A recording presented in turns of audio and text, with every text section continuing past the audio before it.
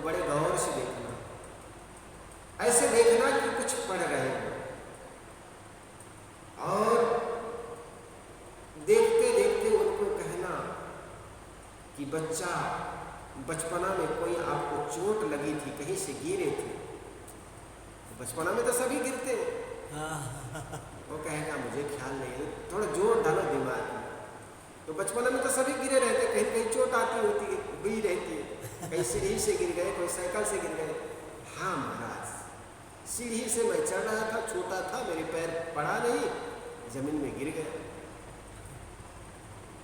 उसके बाद उस लड़का ने कहा, उसके बाद दूसरे बात कहो, बेटा तुम कमाते हो तो बहुत हो, लेकिन धन टिकता नहीं।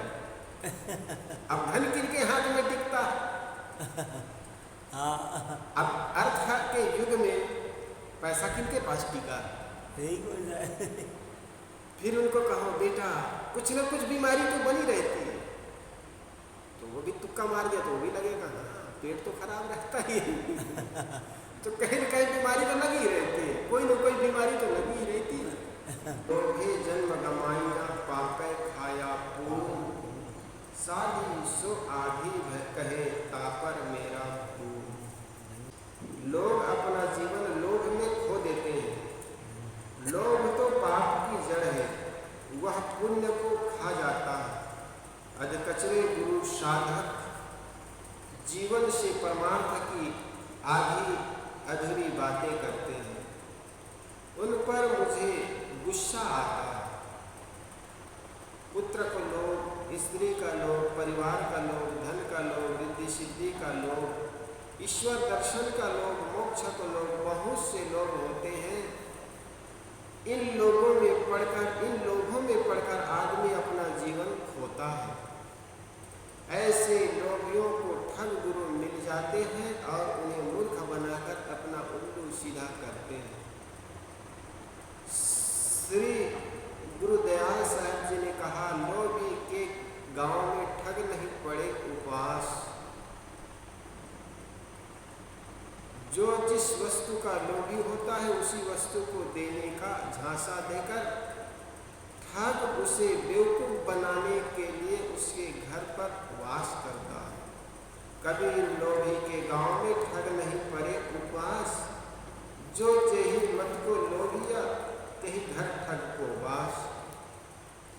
पहले लोग सानी दिवाली के कुछ दिन पहले सोना चांदी के आभूषणों को धुलाने के लिए कुछ लोग आते थे, ठग लोग आ जाते थे और कुछ केमिकल अपने पास रखते थे। उस केमिकल में उस आभूषणों को डाल देते थे, बहुत झाग चमक जाता, आभूषणों में खूब चमक आ जाती थी। अब वो तो चमक आभूषणों के चमक में भूल जाते घर की गृहिणी या घर के लोग, लेकिन उस केमिकल से कहते हैं उस आभूषण के कुछ टुकड़े वे ले जाते थे। जब पता चलता था 10 तोले का था, 2 तोला तो गया, कम हो गया, तब वो माथा पकड़ के रोते थे। अब उनको लगता था सस्ते में धो रहे हैं, यही धुलवा लेते, तो उनके मन में लोभ जगता है, सस्ता पड़ रहा है। इसलिए साहब कहते हैं सस्ता रोए बार बार, महंगा रोए एक बार। तो लोगों को ऐसा लगता है ये सस्ता पड़ रहा है, घर पर भी आए यही धुलवा लेते हैं, और उस सस्ता के लोभ में अपने आभूषण का ही 1-2 तोला गायब करवा लेती थी, चोरी करवा लेती थी। तो ऐसे ठग लोगों की कमी नहीं है। ये लोग ही लोगों के घर पहुंच जाते हैं और उनके स्वभाव को पढ़ लेते हैं किस चीज की लोभी है। जितना अनाड़ी गंवार अनपढ़ होता है, उतना ही अनाड़ी शहरी तथा पढ़ा लिखा होता है। लोभ में पढ़कर धोखाबाज गुरुओं से लोग ठगाते रहते हैं। काशी में एक समझदार कहे जाने वाले सेठ ने पंडित नामधारी के झांसे में पढ़कर गंगा के तट पर इसलिए ब्राह्मणों को भोजन कराया तथा उन्हें दक्षिणा दी थी कि उससे उनके मकान के तीसरे मंजिल पर नगर पालिका का पानी खूब चढ़ जाएगा। अब बताओ, हरिद्वार के जो सेठ है उन्होंने तीसरे मंजिल का मकान बनाया। पंडितों से पूछने लगा समस्या, तो उन्होंने कहा पंडितों को भंडारा कराओ, भोज भंडारा कराओ, तो आपके तीसरे मंजिल में पानी पहुंच जाएगा। अब कोई पंडितों का पेट कोई ट्यूबवेल की मशीन तो है नहीं कि प्रेशर मारेगा ऊपर चढ़ जाएगा, लेकिन लोभ में पड़ करके आदमी ठगा जाता।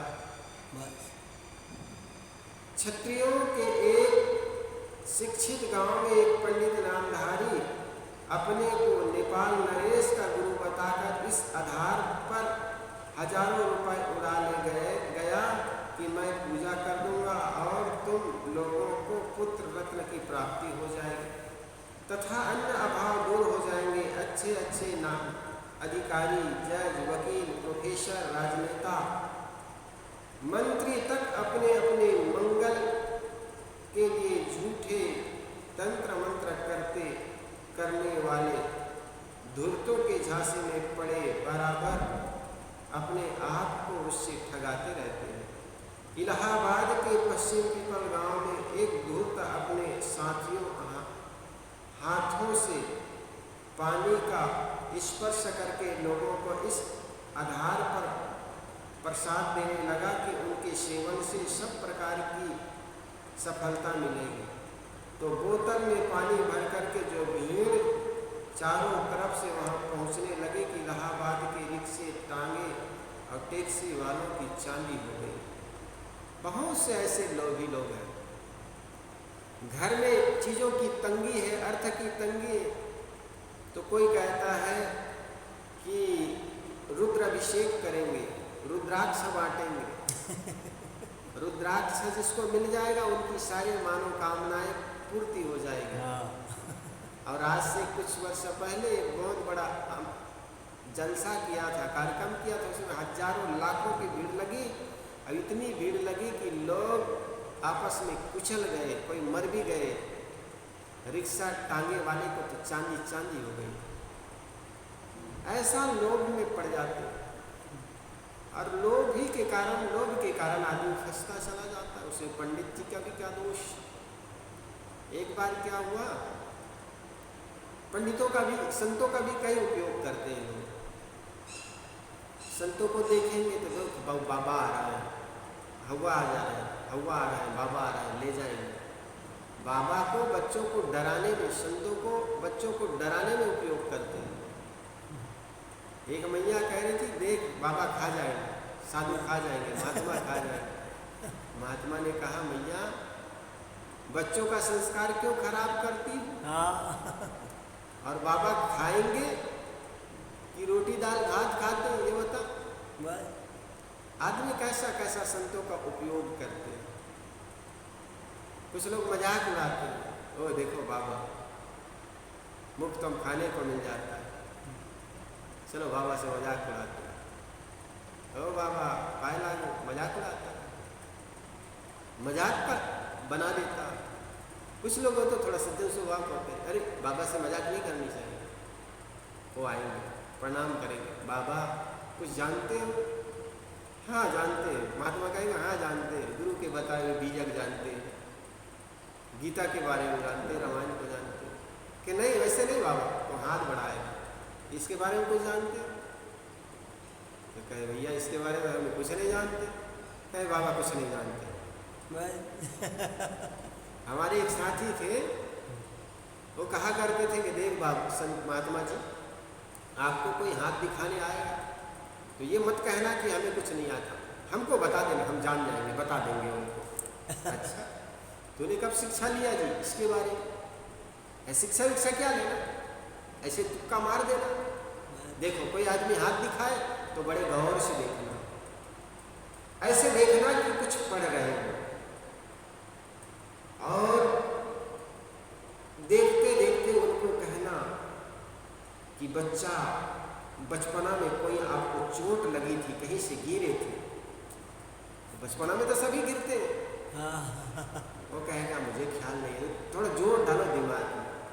तो बचपन में तो सभी गिरे रहते, कहीं कहीं चोट आती होती है, हुई रहती है, कहीं सीढ़ी से गिर गए, कोई साइकिल से गिर गए। हाँ महाराज, सीढ़ी से मैं चढ़ रहा था, छोटा था, मेरे पैर पड़ा नहीं, जमीन में गिर गया।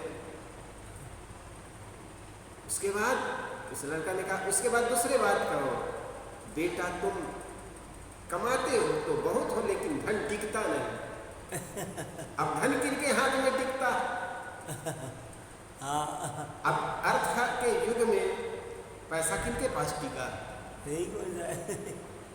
फिर उनको कहो, बेटा कुछ न कुछ बीमारी तो बनी रहती है, तो वो भी तुक्का मार दिया तो वो भी लगेगा, हाँ पेट तो खराब रहता ही तो कहीं न कहीं बीमारी तो लगी ही रहती है, कोई न कोई बीमारी तो लगी ही रहती है।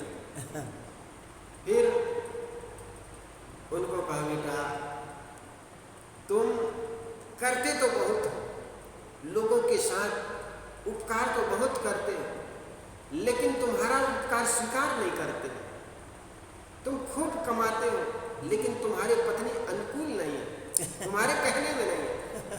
अब ये किनके पत्नी किनके अनुकूल रहता है बता? तो ऐसे कुछ तुक्के बातें महाराज ये बता दिया कर, ये मत कहा करें कि हम कुछ नहीं जानते। तो ऐसे ऐसे जालसाजों के द्वारा लोग फंस जाते,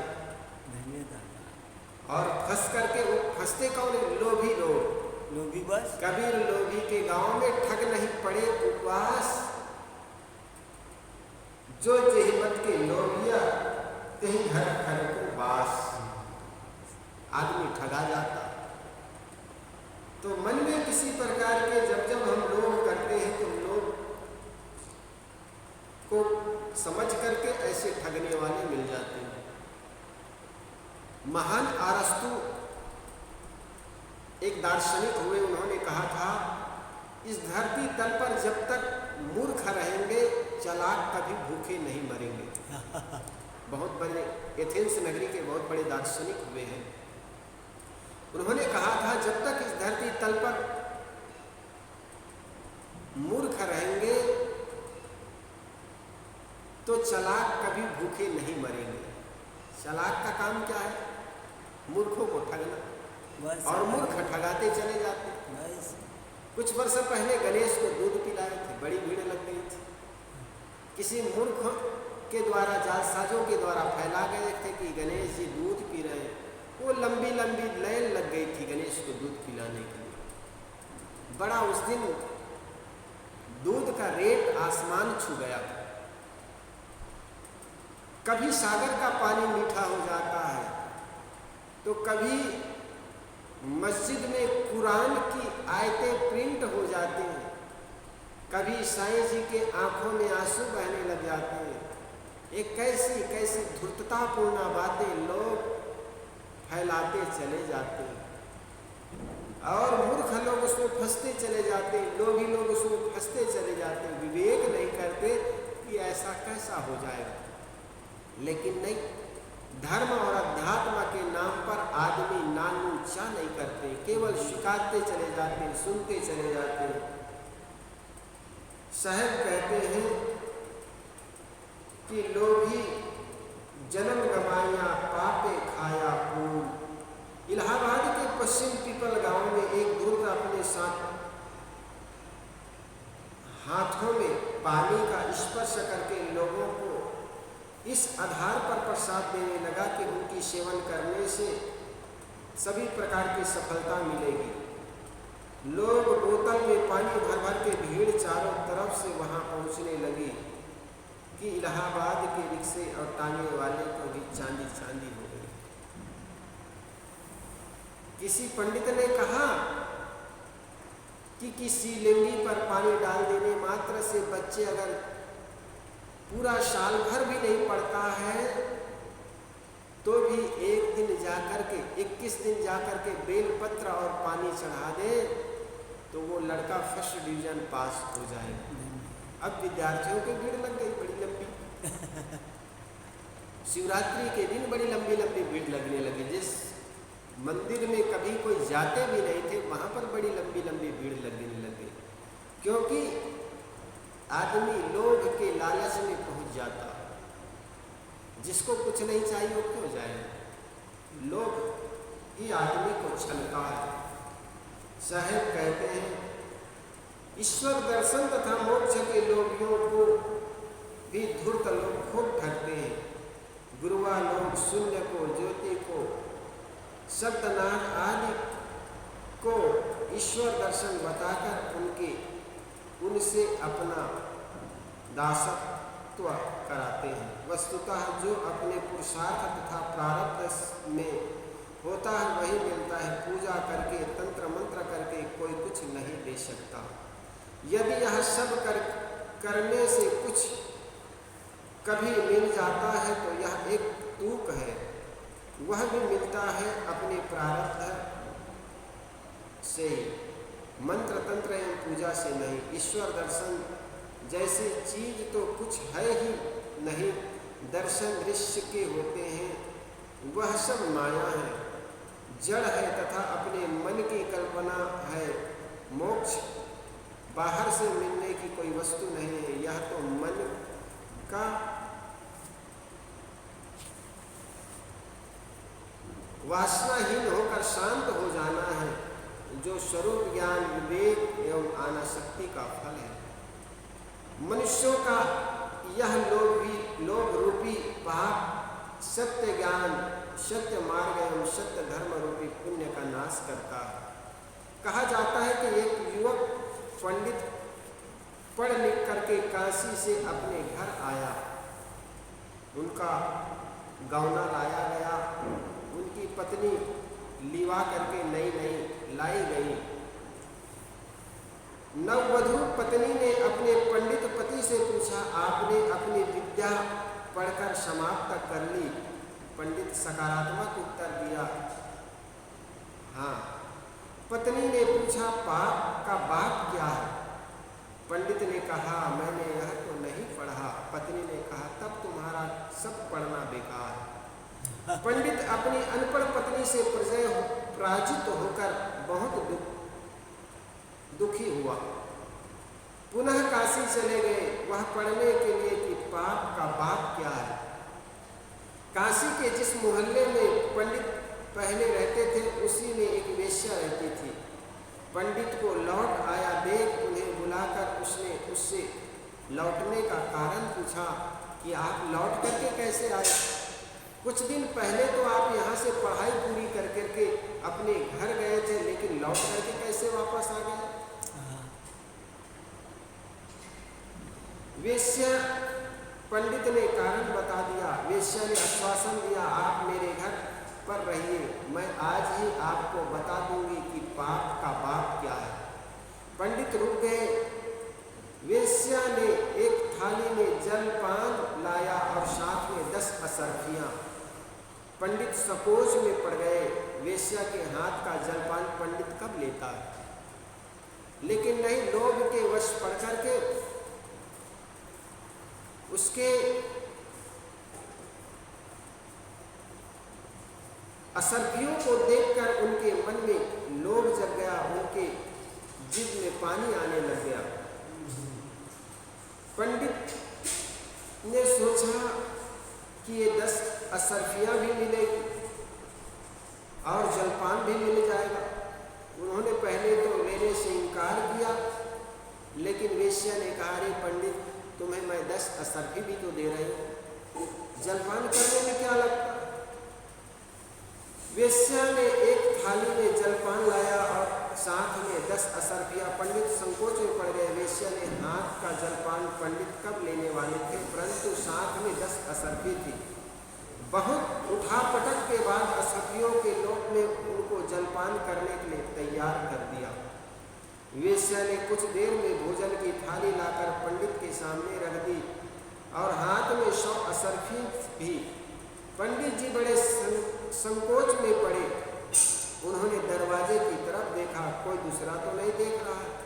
उन्होंने अपने मन को समझाया, 100 असरफियां कम नहीं होती। पंडित भोजन जिम लिए। चलने का समय हुआ। पंडित जी ने वेश्या से पूछा, तो बताओ पाप का बाप क्या है? वेश्या ने कहा, महाराज, क्या अभी बात समझ में नहीं आई? क्या आप मेरे हाथों का भोजन कर सकते थे? यह तो अशरफी के लोग नहीं कराया, बस पाप का बाप लोभ है, याद रखना। पंडित जी घर पर अपनी पत्नी से पराजित हुए थे, यहाँ पर वेश्या से पराजित हुआ।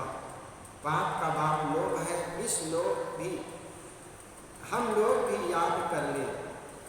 साधी को आधी कहे, साधी कहते हैं जो सिद्ध करने में लगा हो, जो अपने जीवन के लक्ष्य को पाना चाहता है, वह साधक भी साधी है। अधकचरे गुरु इनमें आधी बात करते हैं। गुरु कहलाने वाले जब स्वयं अधकचरे हैं, तब शिष्य एवं साधक को भी आधी अधूरी अधकचरी बात ही बताएंगे।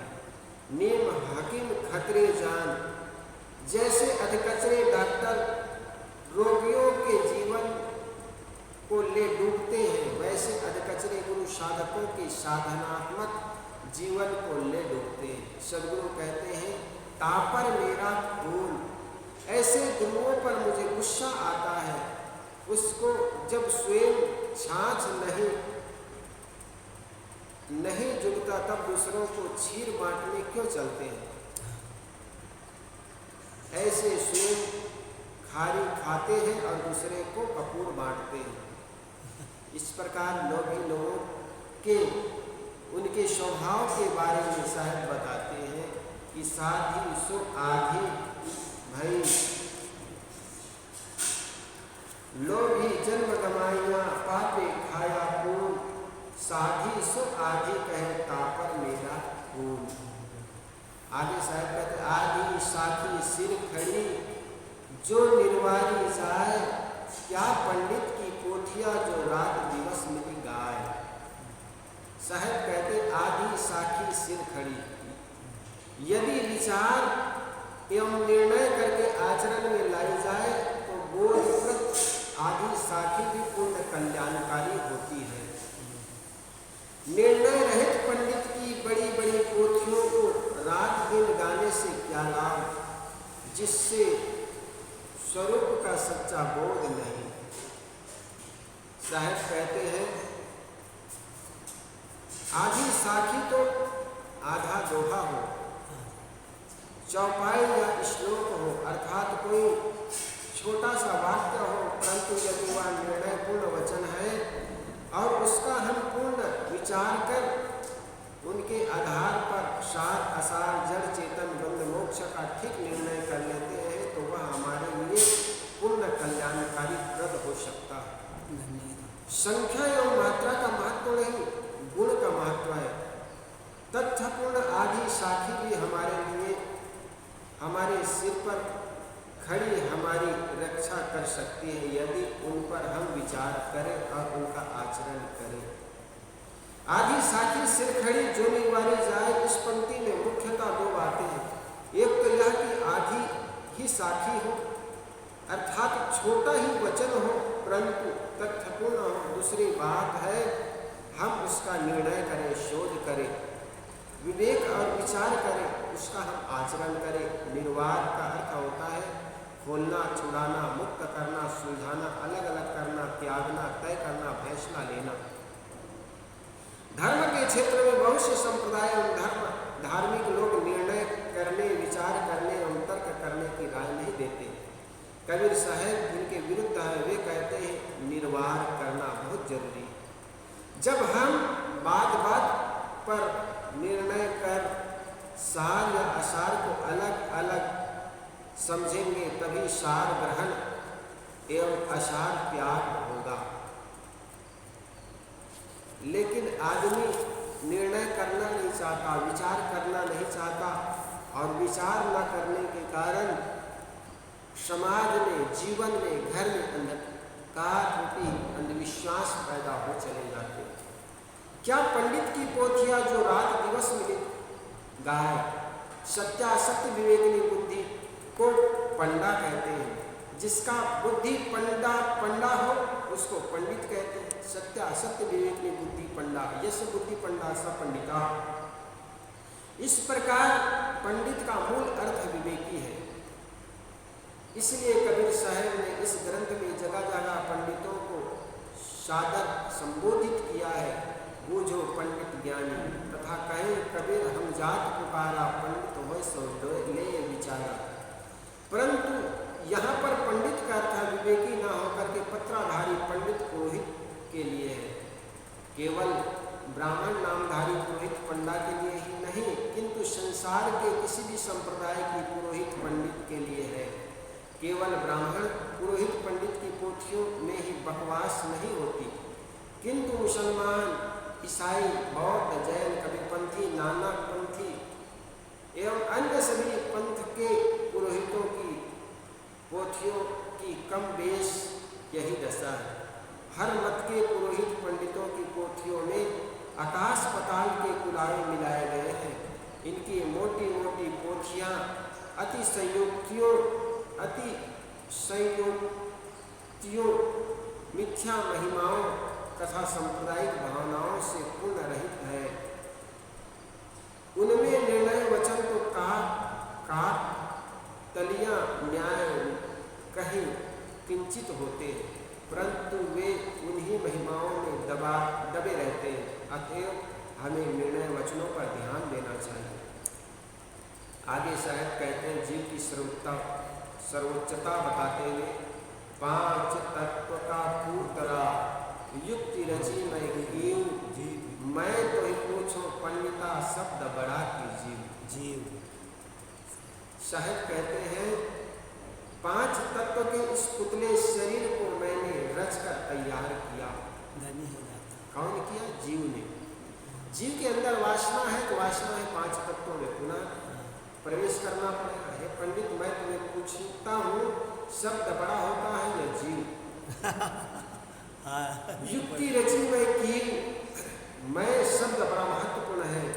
सबके शरीरों में एक ऐसी सत्ता निवास करती है जो रात दिन कहती है मैं खाता हूँ, मैं पीता हूँ, मैं जीता हूँ। मेरा सिर, मेरा पैर, मेरा हाथ, वो मैं कहने वाला, मैं यह काम करूँगा, मैं यह काम नहीं करूँगा इत्यादि। यह मैं शब्द जिस सत्ता से स्फुरित होता है वह सत्ता ही जीव है। वह जीव चेतन आत्मा ही मैं हूँ।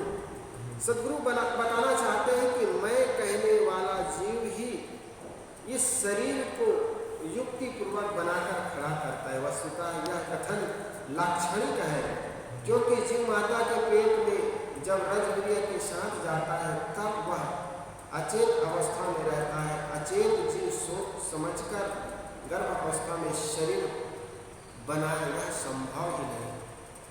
एक लोहार या सुनार सावधान होकर युक्ति पूर्वक हथियार या आभूषण बनाता है, वैसे गर्भस्थ जीव शरीर नहीं बना सकता। जीव कर्म वासनाओं के सहित गर्भाशय में पहुंच जाता है और उसकी उपस्थिति मात्र से उनके शरीर की रचना करके कर्मों के जोर से होती है। सार इतना ही है कि शरीर की रचना में अपने कर्मों के सहित जीव की मुख्य कारण है। स्थूल कारण माता पिता है, यह तो सब जानते हैं, इसलिए उनका उल्लेख यहाँ नहीं हुआ है। पंडित लोग पोथियों के आधार पर कहते रहते हैं कि ईश्वर ने मनुष्य को पैदा किया है। ईश्वर माता के गर्भ में जीव के शरीर को रचना करता है। सद्गुरु कबीर कहते हैं, पंडितों, मैं तुमसे पूछता हूँ कि शब्द बड़ा होता है या जीव? सारे शब्द जीव ही बोलता है। वेद, शास्त्र, पुराण, बाइबल, पुराण, धर्मशास्त्र आदि मनुष्य ही ने रचा है। ईश्वर, ओम, ब्रह्म, राम, रहीम शब्द भी जीव ही बोलता है। जीव न तो वर्णात्मक शब्दों का अस्तित्व ही है ही ना हो, जीव ना हो तो वर्णात्मक शब्दों का अस्तित्व ही ना हो। अतएव पंडितों का यह कथन शब्द मात्र है कि मनुष्य को जीव ने बनाया। अतएव जीव की ही सत्ता से इनके कर्मानुसार शरीर बनता है और शरीर धारण कर जीव ही नाना शब्दों की रचना करता है। इसलिए इसे चाहिए कि शरीर और शब्द दोनों कृत्रिम पदार्थों के ऊपर उठ करके अपने असली स्वरूप जीव को पहचाने। देखो, लोगों में मान्यता है, ग्रंथों में ये लिखा है कि मनुष्यों को, सारे संसार को ईश्वर ने बनाया, और पोथी के अनुसार पंडित लोग, तथाकथित ज्ञानी लोग कहते चले जाते, विचार नहीं करते। इसलिए शायद कहते, मैं तो पूछो पंडिता शब्द बड़ा की जीव। ये शब्द बड़ा है कि जीव बड़ा है? शब्दों की रचना मनुष्य करता है, भगवान की भी निर्माण मनुष्य करता है। तो मनुष्य के अंदर जो जीव है वो बड़ा है, बनाने वाला सदा बड़ा होता है, निर्माण करने वाला बड़ा होता है, जन्मदाता पिता होते हैं। हमने पुत्र को ही सब करता धरता मान लिया। जीव से ही जन्मने वाला, ये मूर्ति को, जीव से ही जन्मने वाले भगवान को हमने ईश्वर खुदा मान लिया।